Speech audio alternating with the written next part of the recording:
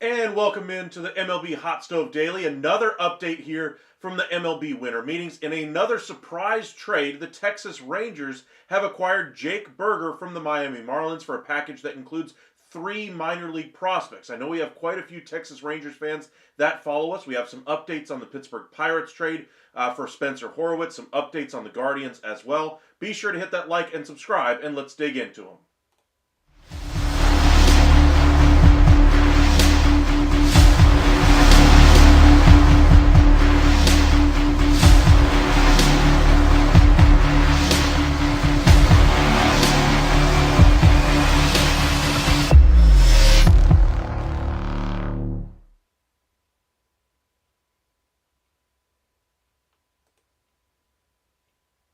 Now, one thing I love about the winter meetings is the out-of-nowhere trades that we see. We saw one earlier on this afternoon with Jimenez going to the Toronto Blue Jays, Horowitz ending up with the Pittsburgh Pirates after he was flipped from the Guardians. Now we get another surprise move. Jake Burger has been dealt by the Miami Marlins. Now, it wasn't out of the realm of possibility that they were going to move on from Jake Burger. They had looked into the possibility of trading him at the deadline before, so not a huge surprise here. We've seen them actually flip productive members of that offense. Most recently, Luis Arraez was traded from that Miami Marlins team to the San Diego Padres.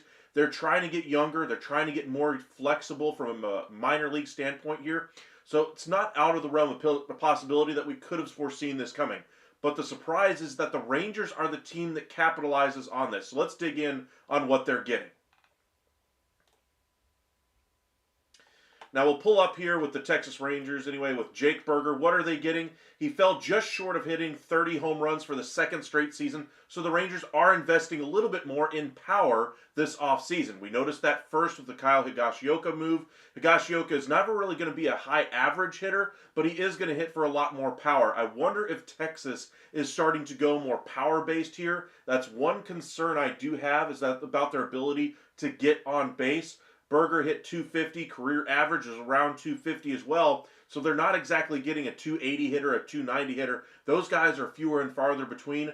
But one thing Berger does really well is hit the ball a long way. 68 runs scored, 134 hits last year, 29 home runs, 76 RBIs. He's not exactly going to steal a lot of bases for you. The other thing is, I wonder if this is the right-handed complement for Nathaniel Lowe. I see a bunch of people in the Twitter comments out there saying, hey, does this mean Nathaniel Lowe is going to be on the way out? I don't think that's necessarily the case as of yet. I could be surprised by that, but I think this move does preclude them from going after a guy like Christian Walker. I know the Yankees are supposedly the front runner in those negotiations. You can never rule out him returning to the possibility of the Arizona Diamondbacks. I know the Houston Astros has significant interest there as well. Blue Jays are looking to do something significant this offseason. They could check in on that market as well. But this is one move I really like for the Texas Rangers. One, it gives them a good hitter here. They needed to add a bat to that lineup, and that's exactly what Jake Berger does. He's going to hit that ball, a long way for them. Now, the question I still have is, are they going to be able to get on base enough in front of him? So, they're going to have to count on better years from guys like Marcus Semien. They're going to have to count on a better year from Corey Seager. Even though he was still good, he wasn't 2023 version of Corey Seager, where he looked like an MVP candidate. This year, injuries, slow performance, all those kinds of things seem to catch up with him a little bit, but they need a little bit more out of that type of player that they have on their roster. They didn't give him, that $325 million contract for him to hit 280. They're expecting him to hit over 300. I would expect a resurgent year from Corey Seager. The bigger question for them is, do they get better production, more on base from Marcus Semien, and is he going to be the leadoff hitter this year? I wonder if the Rangers add a leadoff hitter, or if they allow Wyatt Langford or an Evan Carter at a chance to be the leadoff guy coming out of spring training, or Josh Smith. Smith really struggled in the second half of the year. He's kind of the left-handed complement to me if they do move on from Nathaniel Lowe. Say they want to save on Nathaniel Lowe's contract, move him out, bring in another left-handed hitter at first base, and then invest that money in the starting rotation and then the bullpen. The Berger move here gives them some more flexibility. So I appreciate you guys joining us. Make sure you guys hit that like and subscribe. Welcome in Sarah, JG, Paul. We are getting back on fairly quickly. We just finished up our live not too long ago, but you guys know I'm a Rangers fan. I wanted to have some fun. On a day where I was expecting to have the day off and be able to enjoy some baseball talk with you guys all day long, ended up getting called in, but I still was able to do some videos when the moves finally started to come in, so that was nice. But I really wanted to be able to do this with you guys. Enjoy the winter meetings. Trades like this are what make the winter meetings fun. I mean, Jake Berger's name, sure, his name was on the market anyway around the trade deadline, wasn't moved, but it's still not exactly a foregone conclusion that he was going to be moved. But this is a good, solid addition here for a Texas Rangers club that gets him for essentially 3 lower-level prospects for them. They clear up a little bit of their roster as well by getting rid of a couple of middle infielders in this trade. We'll dig into the return here for the Miami Marlins as well. Not a huge pay for the Rangers here, but they are getting a pre-arb guy who's going to be an addition as far as the offense, the bat that they were looking for. Is this a corner outfield bat? I don't believe so. I don't think he's going to be playing 162 games out there in left field for them. I think this is more of a first base DH type of a role here, kind of somebody that they can fill in there with Nathaniel Lowe or Josh Smith at first or DH, however they decide to split it up. If there's an injury once again to Young, now you have a third baseman in addition to Duran and Smith to plug in there. More positional flexibility, but the power is what you're hoping for here that really plays up with Texas. I wonder if this is the first domino here, though, of what could happen afterward by clearing up some other salary concerns that they have, and then go even bigger into free agency. I wonder if that's kind of where Chris Young's mindset is at. And oh, by the way, they are still in there for Roque Sasaki as well. Paul, glad this offseason is cooking so much better than last year. Absolutely. We say every year going into the winter meetings, oh yeah, it looks like there's going to be so many signings and so many trades. And every year we end up a little bit disappointed because it doesn't quite live up to it. We get the big mega deal with Juan Soto, 15 years, $765 million. Then we get Fried and Eovaldi. Willie Adames signed a few days before the meetings. We're starting to get some of these bigger names moving, and now the trades are starting to come through. I would expect a few more trades in the next 24 hours to finally get finished. Garrett Crochet is the big one I'm looking at, but trades are finally coming through, and I'm excited. I'm here for it. So, if we get some bigger trades as well, we'll go live as well. We're not just going to cover just the Rangers. We cover pretty much the entire league pretty well. And, we'll try to keep you guys updated as much as we possibly can. Let's look at the return here for the Texas Rangers. We'll go over to Twitter, X, whatever you want to call it. Alrighty, Padres exploring Dylan Cease's market. Not a surprise there with not too many starting pitchers left out there. Jeff Wilson, Rangers beat reporter, says Chris Young, I believe, said today, quote unquote, that he prefers to have flexibility at the DH spot. That's exactly what they're getting here with Berger. They have Smith. Now they have Berger to kind of flex in there. Welcome in Caleb. Braves might get Manaea. That would be a great signing for them. They're a little bit hamstrung financially. They're looking at corner outfield first. Starting pitcher second, and then relief pitching kind of an afterthought. They're going low-level contracts on that one, but they do need another starter in that rotation. Sounds like Holmes could break camp with them as a starter if they don't bring back Charlie Morton. Jeff Wilson, a 40-man infielder, Acosta seemed inevitable. Not a surprise here. So the return here is Max Acosta, Ichidi Vargas, and lefty starter Brian Mendoza in exchange for Jake Berger. So let's look at the prospects the Rangers are giving up here. We'll pull up the full list. Acosta had really kind of risen his profile after a tough couple of years anyway. We'll start with Vargas here, number 17 in the Rangers. High A player, or I think it's just A-ball player anyway. 19 years old. Still fairly young. Stats anyway. Hitting around 300, so he's had a couple of good years now. Let's look at his grades here. 50 across the board it looks like. 45 total value. So still a player that's a ways away, but somebody you can wish and hope upon because he is so young. Let's see. The other pieces they got. Am I just not seeing it? I guess I'm just not seeing it anyway. But Acosta was just added on the 40-man roster to keep him from being moved. In the Rule 5 draft, I think he would have been picked up by somebody. He had a good resurgent year and looked like the top 10 prospect he was at one point with the Texas Rangers. So they're getting a good, higher-level infield prospect that could go into that lineup here towards the end of 2025, maybe into 2026. So good a bet there that he's going to break through with that organization relatively soon. So they're getting some talent that's closer to the major league level. Caleb, also, where does Hee-Sung Kim go after he posted today as a shortstop? His bat is a little bit further behind. His defense is there. The question is what teams are looking for middle infield defense, and that's where you're going to find a fit for him. I thought the Giants might have been a nice fit until the Adames signing. I think the Mariners are still a decent fit as well. Padres seem to utilize this type of player quite well as the Dodgers. But there's no shortage of teams that are at least going to kick the tires on his market. WeViews, welcome back. Welcome in. Welcome in. If you guys are new here for the first time, make sure you say hello in the chat. Hit that subscribe if you're new here. Let's go ahead and flex back over to Twitter, X, whatever you want to call it, and just see what else is happening.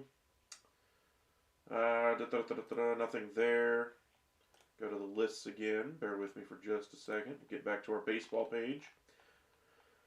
Alrighty. Marlins had a little bit of a glut at first base, third base. They kind of offload Berger here in the effort to kind of clear up their roster jam. So that kind of helps their issues there. I want to pull up the Spotrac MLB Texas Rangers. Let's do that. That one. Let's pull up the payroll table, shall we? Multi-year contracts. I want to see... I don't like it sorted by positional grouping. I want full roster. Let's see if they've already got it. Okay, so Max Acosta, 22-year-old shortstop. That's one. Let's look at the Miami Marlins because I want to look at Berger's number just to make sure. I think he's pre-ARB, but I just want to make sure. Or Jake Berger, anyway. Yeah, he is pre-ARB, 29 years old. So he's not... Rangers have done well with the older pre-ARB guys. Think of Adolis Garcia, DFA guy, that they were able to pick up from the Cardinals. He had a nice start to his career with the Texas Rangers. Something the Rangers were not expecting is him to be a true number one cog in this offense to win a World Series. But they got great production out of him. Obviously, the contract looks a little bit enormous right now for them because he didn't perform well. That's got to be a lot on the injuries, but they're hoping for a nice bounce-back year for him. But Berger here will help provide some of the offense the Rangers were missing last year, so a good bet here. He's got a pre-arb year this year, and then he hits arbitration when he hits 30 years old. So, the Rangers are getting a good low value or low cost contract, so high value for them, especially when they're trying to keep and manage their costs a little bit. Let's go ahead and head over to our MLB trade values chart here. I wonder if somebody's already posted it here. I bet you somebody has. Let's go over to the trade boards.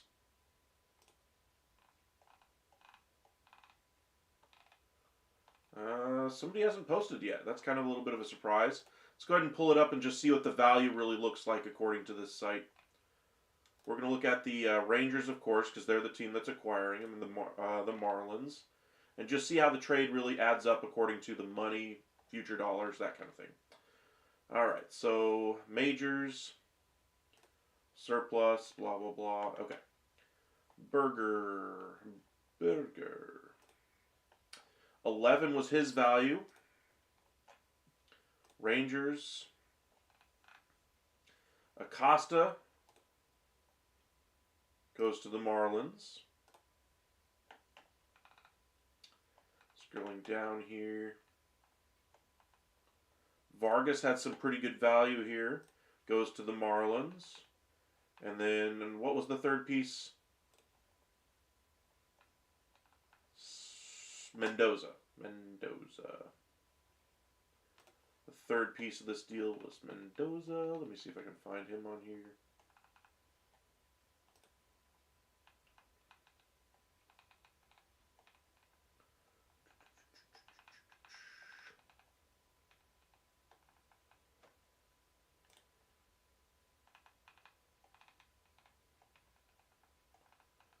I'm still not seeing him yet. Mendoza.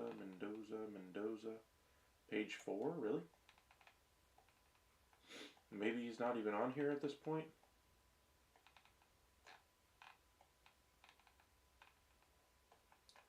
Let me just search for the name. They don't even have him on the page here. Okay, so we'll just do this for now. Mendoza, you can probably tab him up to a 1, so it's a fairly equal trade here. Pre-arb guy, really like the move for Texas, but like I said, the bigger question for them is this the first domino that allows them to offload the contract of Nathaniel Lowe to free up money for the bullpen? Because they are going to be getting some more power here with Berger. Really like the guy Nathaniel Lowe, but they need more production at a first base. He kind of came on in the second half, but Lowe is really streaky, and I wonder if the Rangers are just looking for somebody, a lower cost option that gives them similar offensive production in Berger here. Let's see here. Could see Kim going to the Yankees would make some sense. They are looking for more defense, more baseball type players, if you will, less mash in their swing. For instance, Berger is not the type of player they're looking for right now in New York.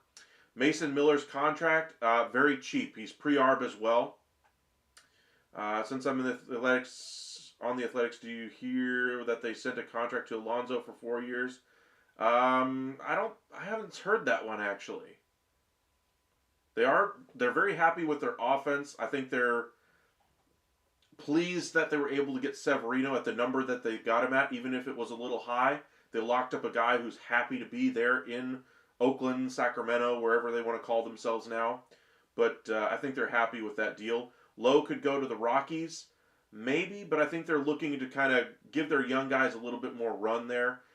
They're looking for a bounce back year from Nolan Jones as well. They did lose Brendan Rodgers. I mean, they're basically non-tendered him and allowed him to go for nothing. He never really lived up to the prospect type, but I thought he was the typical case of a low payroll team that's trying to make lower cost failed prospects work out, and they would still give another year to Rodgers. But ultimately, they decided to go a different direction. A little bit surprising that they chose to do that. They went with a veteran as well. Welcome back, Ethan. It is a great trade for Texas as far as I'm concerned. The reason being is because they're saving so much money by adding a bat that's pre-arb that they're not spending $10 or $11 million on a corner outfield bat. Now they can use Josh Smith in that left field role along with Langford, along with Carter, and use Carter and Langford there in center. Use Leody Taveras out there as a fourth outfielder if they're unable to trade him. Um, the trade idea that I posted the other day that I came up with is starting to look a little bit more feasible, a little bit more interesting. In case you guys, are relatively new here at the Upside, we cover, all four major sports, but especially when we get to the winter meetings, we like to focus on the winter meetings and all the different transactions that we could see. The trade idea that we had, anyway, was that the Yankees would acquire Nathaniel Lowe and Leody Taveras, giving them a first base option if they don't get Christian Walker. Say they want to spend the money on Fried and Bregman, they could save a little bit by getting a cheaper cost option at first base than Nathaniel Lowe and a higher quality center fielder, especially defensively, than Trent Grisham in Leody Taveras. And I think both of those players would be great offensively there. But Texas, the reason why they would do it, they would be saving $15 million. Well, by saving $15 million, you're just going to have to spend it on somebody. By bringing in Jake Burger, now you give a right-handed complement at first base, DH, however you want to use him, and you give yourself some insurance in case Josh Young goes down again. You have Duran there, you still have Smith, and you're offloading two of the bigger contracts while keeping some of the younger guys like Duran, Smith, Foscue, etc. There has been some discussion about them possibly trading Josh Smith in a Garrett Crochet trade. I wouldn't see that as a likely scenario right now, but you never say never. This gives them some additional depth to where if they wanted to do something like that, they could. I would not even put them in the top 10 teams right now that I would put for Garrett Crochet, but it's not out of the realm of possibility. The entire league is in on Crochet right now, and that's why I expect the market to really move forward over the next 24 hours. I'm hoping he gets done at the winter meetings, but it's going to be close. We got 24 hours. But, I like the trade for Texas, bringing in Berger, but the trade of, this gives them more options on the trade market with Nathaniel Lowe, with Leody Taveras, by bringing in Berger. Now, it cleans up a little bit of the 40-man roster as well.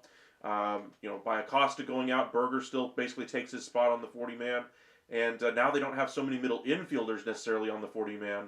That kind of frees them up to do other things. 63 home runs in the last 2 years. I thought it was 59 or 58 home runs.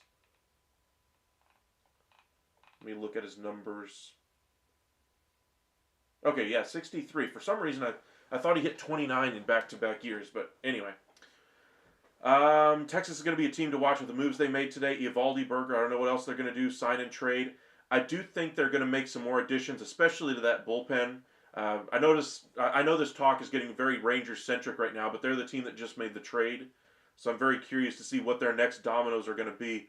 The Rangers like to hold things very close to their chest. The one thing that was obvious is that they were very interested in bringing back Eovaldi and that they were going to add a bat. That's why, when the Rangers beat reporters were saying they're going to focus on the bullpen next, I kind of gave them a little bit of a tongue lashing in my previous video about a couple hours ago, because they have other irons in the fire, and clearly their next move was not a bullpen piece.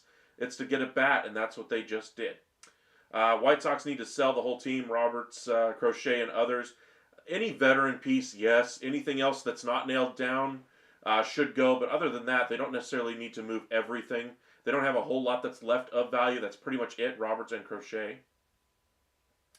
Wow, thank you guys. Got a few more subscribers. Thank you. Got a notification that we gained quite a few subscribers in the last few minutes. So thank you guys for hitting that subscribe button and supporting our channel. It really does help us out. Dylan Cease could be moved as well. That's the headline from MLB trade rumors anyway, is that, Cease isn't being discussed right now. Padres are, quote-unquote, exploring his market. I mean, they do have some pretty good starting pitching options, but, think of what the Padres have done in years past, where they invest 1 year and then they quickly divest themselves of that situation. For instance, when Preller first came in, the Upton brothers, Kimbrel among others, they got all these different pieces, spent so much to bring them in, and then they quickly sent them out after it didn't work. They bring in Juan Soto, they keep him, it doesn't work, they recoup the value that they can out of him. They've done this before, so Dylan Cease, for them to do this and capitalize on a, pitching needy market right now, Dylan Cease would be a great option out there as far as a trade. Caleb, I know the Diamondbacks are looking to get rid of Montgomery, but yeah, they're going to have to eat a lot of money on that deal. We did a couple of trades during the season as far as what it would look like once we got to this point, how much they would have to eat, and we guessed anywhere between $5 and $15 million depending on what they wanted in return. Diamondbacks, I think if they had to eat 15, would probably just eat it and just say, hey, if he recaptures his form, we got a great number 3-4 starter as our number 5. Montgomery, though, I think if the Diamondbacks were to say eat $10 million of that deal right now, I think Texas would probably give them a little something, a box of Cracker Jacks, something to eat the other $10 million and just say thank you for giving back us Montgomery. I think that would be something they could look into. Ethan, Rangers thought they had Dylan Cease last year. Watch out for that. The Rangers and Padres do have some connections between the two front offices. I'm a little bit surprised they haven't come together on more trades than they have already, especially given how active the Padres do seem to be. But they were in there for Dylan Cease. I would not be surprised to see the Rangers use some of that flexibility they now have to do something like that. But I think Dylan Cease is a little bit out of their range right now. I think that there are other targets that fit better with the Rangers organization. I mentioned Crochet, that they're probably not in the top 10 teams I'd list for him. I wouldn't even put them in the top 15 for Dylan Cease. Right now, I think they're looking at other irons right now. Even Montgomery, I'd put more likely than a Dylan Cease to Texas. I just don't think it's overly likely. I think Heaney is more likely on the free agent market now that they've acquired a bat for next to nothing financially. They're basically giving up one spot on the 40-man roster. They're giving up a number 17 prospect here and a depth starter. I think there's opportunity here for the Rangers to do a lot of different things here, whether it be adding another impact starting pitcher and making the rotation another huge focus this offseason, which is the track record that Chris Young has since he's come in as GM. They could go out there and try to improve at first base, bring in a left-handed complement. They could address the outfield. They could go premium in the bullpen. There's a lot of directions the Rangers could go. It'll be curious to see which one they choose. Do the winter meetings last until Thursday? They used to. I really enjoyed when the winter meetings lasted all the way through the end of the day Thursday. Nowadays, Thursdays are basically a getaway day. They have the Rule 5 draft in the morning, and then basically every single GM in their and every assistant they have is trying to book it to the airport the second they possibly can. Most GMs don't even hang around for the morning of Thursday. They're already out the door. So the winter meetings are basically a 3-day event now. Sunday night loosely because you have the Hall of Fame announcement anyway. And then you have Monday, Tuesday, Wednesday. Caleb, the teams that need a pitcher are the Braves, Giants, Red Sox. I don't know who else, but I forgot that Hoffman and Tanner Scott are available. You're forgetting about the Orioles, who absolutely need a starter and another starter on top of that. Red Sox are going to need some starting pitching. Cardinals are said to be looking for a starter. Braves are looking for a starter. Red Sox could use 2 starters. Guardians are said to be looking for some starting pitching, but I wonder after the trade of Horowitz that brought back a number of pieces, I wonder which direction they decide to go now, if they go more bullpen heavy, if they look for a hitter, or if they go after a starter. The Mariners have a couple of starters that they could possibly trade from as well. The Dodgers are still looking to add another starter. The Phillies could add a starter if they trade Ranger Suarez. I would not be surprised to see them bring in a guy like Justin Verlander or Max Scherzer. Both of those guys have experience with Dave Dombrowski. Would not be a surprise to see either of those guys end up there. Cubs are looking for another starter as well. There's so many teams out there that need some starting pitching. Houston's going to need some. They're heavily connected to Justin Verlander, but I think that one's going to take a little bit of time. As for the relievers, Hoffman and Scott are available via free agency, but there's a lot of arms on the market from the trade perspective as well. I don't want Heaney for $1 million. I would love Andrew Heaney back. I mean, the Rangers have shown over the last couple of years what they value in starting pitching. They value availability, of course. That's why they brought back Eovaldi. They like stuff. Primarily, that's the number one thing they're looking for, that and avoiding walks. If you can do those two things, you're going to go a long way with the Texas Rangers managerial staff and with that front office. So Andrew Heaney has the best stuff of the Rangers staff outside of probably Jacob deGrom. You could argue Kumar Rocker could be at that point eventually, but the stuff really does play up for Andrew Heaney. The question for him has always been command. When he has it, he's very effective and very dominant. When he doesn't, he gives up 4 home runs. So it's really hit or miss for him. But that's why he's not getting $25 million a year. He's probably going to get anywhere between 10 and 15. If I had to guess, he probably gets a very similar deal with what he signed with Texas. And he was the Rangers' most valuable, most consistent starter last year. When you expected maybe it would be Eovaldi, it was actually Andrew Heaney who was the most consistent starter for them from start to finish of the season, the most available as well. Sean, why haven't the Cubs done anything yet? They've done a little bit here and there, but I would agree with you. They haven't done anything major. I think they're waiting on offloading the money of Bellinger before they go out there and make a major addition to their organization. Caleb Cease could go to the Braves. He's from Georgia, and that would be a nasty rotation. In trades, I don't necessarily buy the whole he's from there kind of arguments. It's all about prospects, whether or not they can acquire him. Braves don't have a lot to give up, so I don't see that as a natural fit. Could he fit in that rotation? Absolutely. But is there a trade fit there for the Braves? I don't think so. Will Luis Ortiz be a starter in Cleveland? Welcome in, Tom. Appreciate you for joining us. I think that's the first time I've seen you comment tonight anyway, so thank you for joining us and hitting that like and subscribe if you haven't already. But as far as Luis Ortiz, I think he's probably going to be more of a long relief option for them. They have a lot of starting pitcher options. They just brought back Shane Bieber. I wouldn't be surprised if they added another starter in addition to that as well. But for me, I think he's more of a log man out of the bullpen right now and some depth. You can never have too much starting pitching. Chris Young will be the first one to tell you that. You have to basically build 2 rotations when you're looking at it in the offseason. Tom Verducci had a great point when he was on MLB Network earlier today and said essentially that each team essentially will use 10 starters in a given year. So you're basically building your A rotation, your 1 through 5, and then you have guys that you're going to have in there, spot starters at the very back of that, 9, 10 spots, but guys that you're going to have to rely on for a month or two during the season. The 6, 7, 8 guys who might be in that rotation. So, that's kind of where Luis Ortiz would fit in Cleveland, and I think he's going to excel in that role. Sean, who is connected to Verlander when Bellinger gets traded to the Cubs, will need a hitter to replace him. They will need a couple of hitters there in Chicago. I'm with John Heyman on this one. Their priority, to me, should be adding some bats. That's what I think the Cubs really need to do. They still need some starting pitching, don't get me wrong, but I think they need to add a couple of impact bats, even if they were to retain Cody Bellinger. But financially, it sounds like they want to offload him first. As far as who would be a favorite for Bellinger, I still believe it's the Mariners and the Yankees. Verlander, who's connected to him, pretty much the Astros and anybody who's looking to make a big splashy name signing, not necessarily for value. So, for instance, teams that are looking to say, hey, we did something in free agency, we got Justin Verlander, that could be the team that goes after a Verlander type. For instance, the Phillies, if they're just trying to shake things up and hope Verlander has one more great year left in him, that could be a fit there. The Dodgers could, of course, use him as a 5th starter. They could use pretty much anybody as a 5th starter in that spot right now.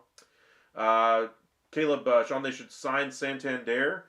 For the Cubs, yeah, they need a bat, but there's so much competition out there from the Northeast teams that I think they'll be priced out of that market. I think Santander is destined to go to one of the Yankees, Red Sox, Blue Jays, one of those types of teams. I wouldn't be surprised if the Dodgers, went out there and surprised the market anyway and got another hitter like Santander. But I think they're looking for a little bit cheaper, but they're a name to keep an eye on, or a team to keep an eye on in his market. Kepler would be a good fit as well. I agree there.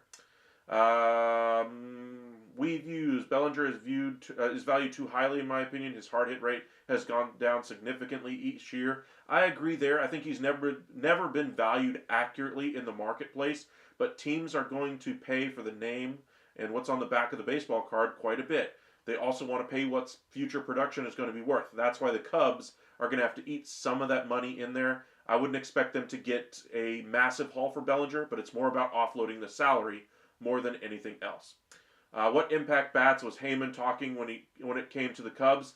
He wasn't necessarily naming any specific bats, but he was saying how he kept hearing from Cubs front office personnel that they're looking at pitching first and foremost, and they think their biggest weakness is their pitching staff. And I would agree that needs some work, but their offense isn't exactly great. And that was the point John Heyman was making, is that while the Cubs seem to be focused on pitching, his priority, if he were a member or if he were in that front office, would be hitting. That was the argument he was making. Welcome in, Tato. Appreciate you for joining us. First time I think I've seen you comment, so if you haven't already subscribed, please feel free. It really does help us out. We've gained quite a few subscribers today, so thank you guys who have already hit that subscribe button. You're a Rangers fan? Same here. I am as well. And I love to speculate what would happen next. That's exactly why I created this whole channel. That's why it's called the Upside Sports Network. I like to look at what's next for what happens after the acquisition of Jake Burger. What happens after Juan Soto signs? What happens with Bregman? What happens after Bregman signs? That's what I really enjoy about sports, especially when you get into the offseason in Major League Baseball. Winter meetings are a lot of fun. To me, it's just as much fun as the actual game of baseball, if not a little bit more so, because now you get all this intrigue as to where this player could go, how your lineup's going to look, injuries, money, how it all works together, your prospects in your future. If you're a bad team, you want those prospects, you value those prospects so very much, and you follow their careers before they even get to your team.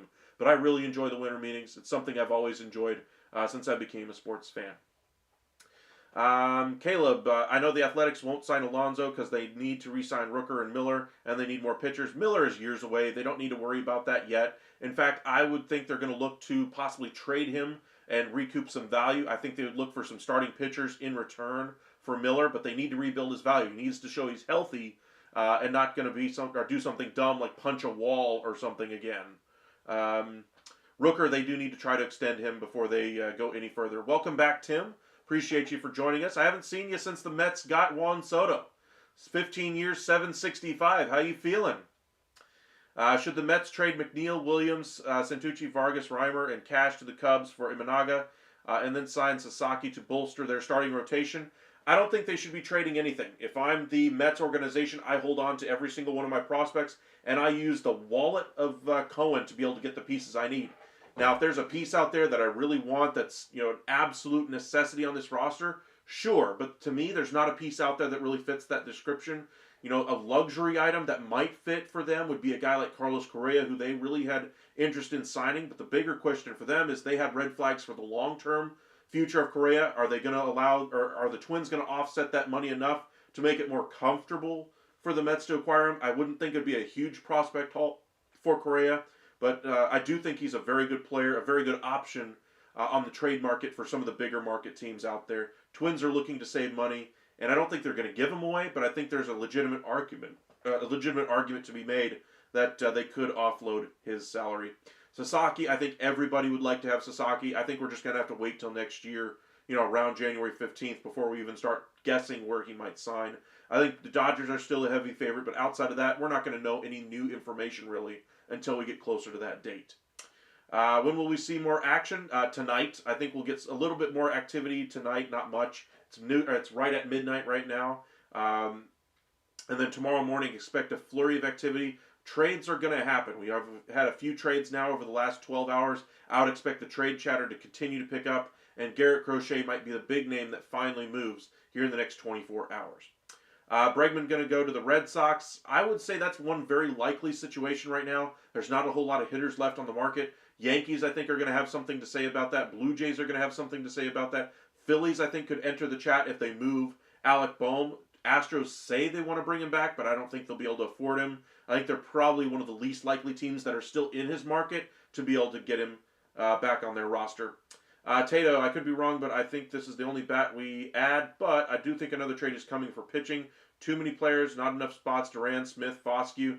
I do think this helps a little bit, giving them more flexibility at first base with what they want to do with Nathaniel Lowe. I think they view Duran as more of a third base backup, a first base backup, middle infield backup, and a left field spot starter type spot piece kind of a player. Same thing with Smith. They can play literally everywhere. There has been some trade talk around Smith. Duran had a little bit of a down year. They're not going to move him. Foscue, they don't have a trade value for him right now, so I don't see them moving him.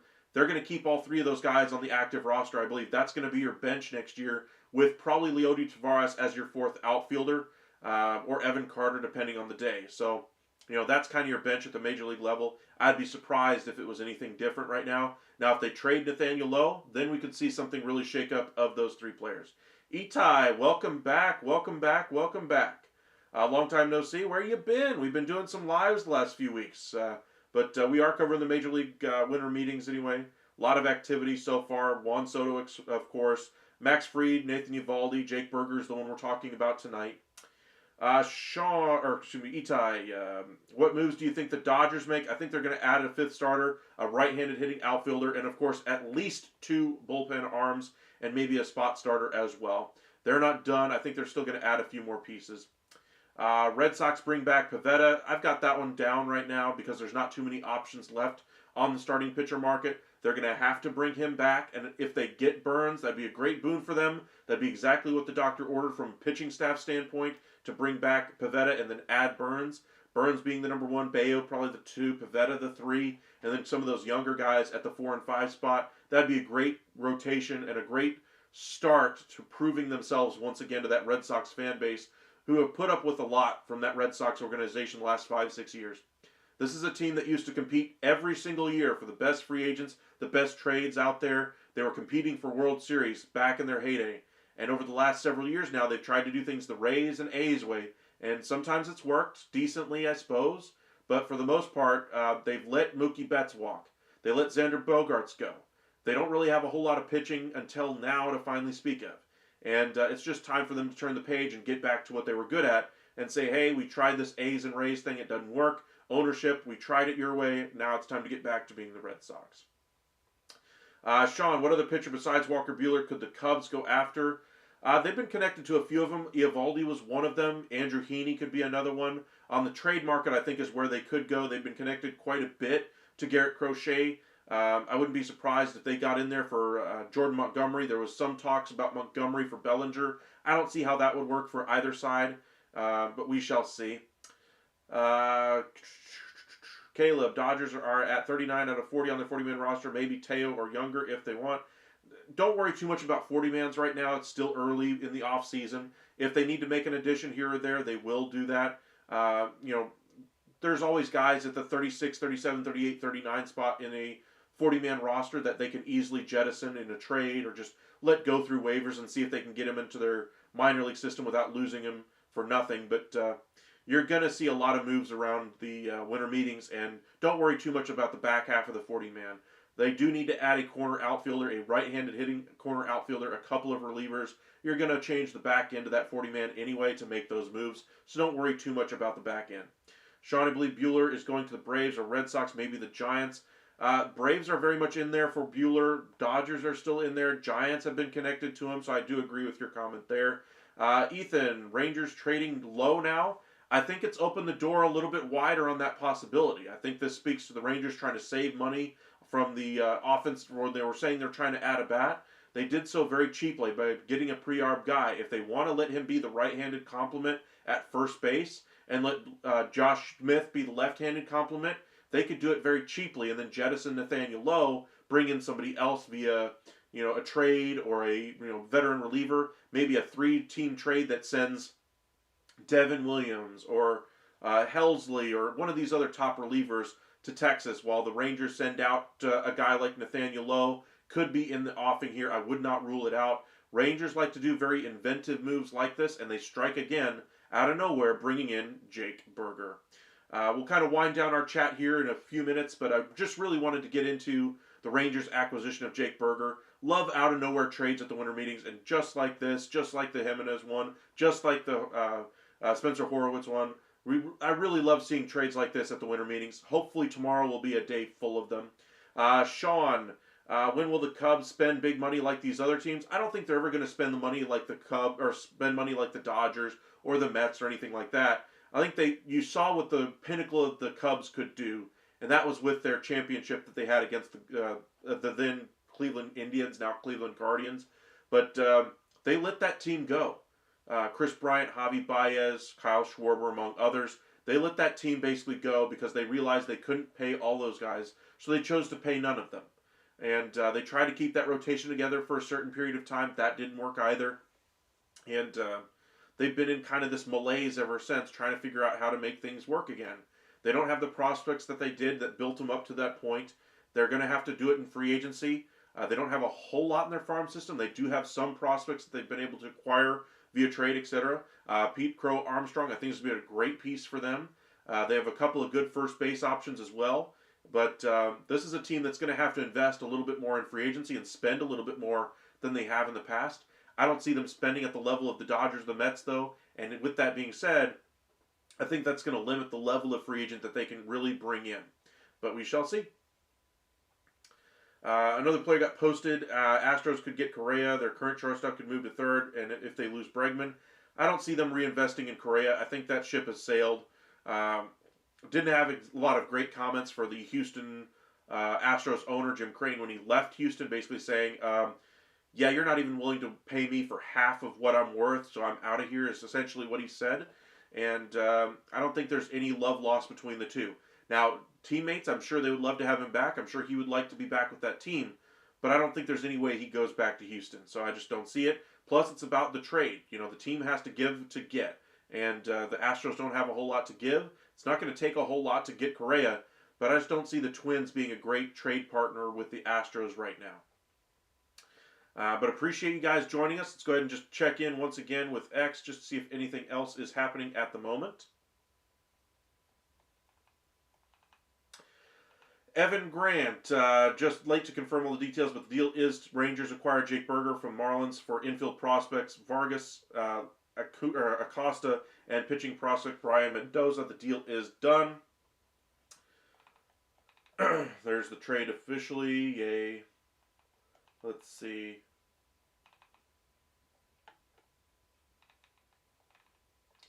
That's pretty much all the updates there. Okay. We views. You believe the Kyle Tucker trade rumors? I do. The reason being is because I don't think they're going to be able to acquire the talent or be able to keep him, if he hits free agency, which he will. I think Tucker's going to command, $300 to $400 million on the high end. Astros have never gone that level, especially with Jim Crane as their owner, and I don't think they're going to get anywhere close to that, even for Bregman. Valdez could be a 5-year signing, but right now I don't think there's a way that the Astros are able to keep Kyle Tucker, so I think their best move would be able to move on from him, see what they can get in return, and they should be able to get a pretty penny. There's going to be no shortage of teams that need corner outfield bats. He would be a significant difference maker to any of these title contenders. Say a team like the Philadelphia Phillies wants to improve and shake up their roster. I talked about Bregman coming in with a playoff pedigree, doing the same thing. If they traded Alec Boehm, well, say they traded Boehm, now they bring in Tucker, they flex their defensive lineup around a little bit. Maybe Nick Castellanos could be on his way out somewhere else to free up some at-bats in the outfield for him. But, there's all kinds of different iterations of a trade that could work for Kyle Tucker, not just with the Phillies, but other teams that need corner outfield bats. The Red Sox come to mind as well. He would be fantastic out there. Yankees would absolutely love to get a guy like that in their clubhouse. He would be kind of the Juan Soto fill-in. Would be a great number 2 in front of Aaron Judge. High on base guy, low strikeout guy. Really like Kyle Tucker as a player. He is going to do very well in free agency, and that's why I think the Astros would be wise to move on from him. Will there be more moves tomorrow? Absolutely. I think we're going to get a ton of moves tomorrow. A lot of trades. I think a lot more trades than signings tomorrow, but I do think we'll get a few more notable ones. I think Burns could possibly get done tomorrow or the day thereafter. I think we're going to get a Crochet trade. I think we're going to get a few more trades as well. Maybe even a Bellinger trade to kind of free up some money there for the Cubs. Dodgers do have Dustin May, who's 27, that could be traded. Sure, but that's not really a needle mover for any team out there. It talked about just John Gray being a guy that the Rangers could move. Reason why that one moves the needle a little bit more, he's got more experience in the starting rotation. 1 year left on his deal. You know what you're getting when he is healthy. But the issue with him last year, in the last couple of years anyway, has been health. And he's shown the ability to throw the bullpen even if it doesn't work. But I think the Rangers would be wise to save the money if he's not in the rotation to try to trade him this offseason, especially with the premium on starting pitching right now, and just see what they could get. I would imagine they could get a pretty nice package in return for him. For 1 year of John Gray, I'd imagine you could at least get a top 15 prospect in return for him. That would be a good get for the Rangers, something that they should consider if there's a prospect they like on a team out there that's looking for a starting pitcher. But appreciate you guys joining us tonight. Got 35 of you guys in the chat right now. Make sure you guys hit that like and subscribe if you haven't already. We'll be live for you guys at 9 o'clock this morning. I say this morning because it's after midnight now, Central Time. So a little under 9 hours, we'll be live again. So make sure you guys hit that like and subscribe and join us for our discussion to see if anything else happened overnight. Mike Soroka could be on the move. I believe that as well. I think he's going to be a great fit everywhere. Kind of a 4th, 5th option guy in a starting rotation. But he looked like the pitcher that we saw with the Atlanta Braves in the second half of the year last year with the White Sox. I think he's going to be kind of an Eric Fetty type of a signing. If you guys are wondering what I mean by that, 2 years, $15 million sounds about right. Kind of a reclamation project guy. If the Rangers are looking to add a starting pitcher and they don't want to go Andrew Heaney type money, say 12 to 15, Mike Soroka would be a great option as a $7 to $10 million guy in that category anyway, that they could use him out of the bullpen if necessary, if it didn't work in the rotation. But now they have some money that they weren't expecting to have freed up here with Jake Burger coming in. They get their bat for next to nothing. So I really like the addition here of the Texas Rangers bringing in Jake Burger. Alrighty, him going back to the Braves would be huge. I agree there. I just wonder if he would ever go back to that team. Just from an injury standpoint, things did not go well early on in his career, and I have directly attribute that to how the Braves utilized him when they finally got to the postseason. That's the reason why he blew out his arm and missed 2 years of his career, because of the way the Braves handled him. I get the Braves were tight on pitching at the time. I get that. But they did him no favors, trotting him out there 2 out of 3 games in a 3-game set. It was just hideous the way they used his arm. And then, surprise, surprise, the next year he blows it. So, that's a guy that's had a rough go with the Atlanta Braves. I don't think he should go back there. I think he would be better off in a different organization. Usually the Braves handle their pitchers better than that. That was a mistake. One of the few rare mistakes as far as handling their own pitching staff there in Atlanta. But thank you guys for joining us tonight. Make sure you guys hit that like and subscribe. Again, we'll be live at 9 a.m. tomorrow, 1 o'clock tomorrow, and around 7, 8 o'clock, keeping you guys updated. We'll also post some short videos. We'll post one about the couple of moves that we saw today that I didn't already post videos on. The Jimenez trade, the Horowitz trade will be in there. We'll do the Max Fried signing. We'll probably put a longer form video out there as well. We'll do a video on the Burger deal, and then hopefully we'll have a lot more deals to discuss. Garrett Crochet, possibly a signing of Corbin Burns, Alex Bregman, Santander, Hernandez. All those guys we're kind of keeping eyes on over the next 24 hours. So thank you guys for joining us again for our late night edition here of the MLB Hot Stove Daily here with the Upside Sports Network. We'll see you guys tomorrow morning. Have a good one.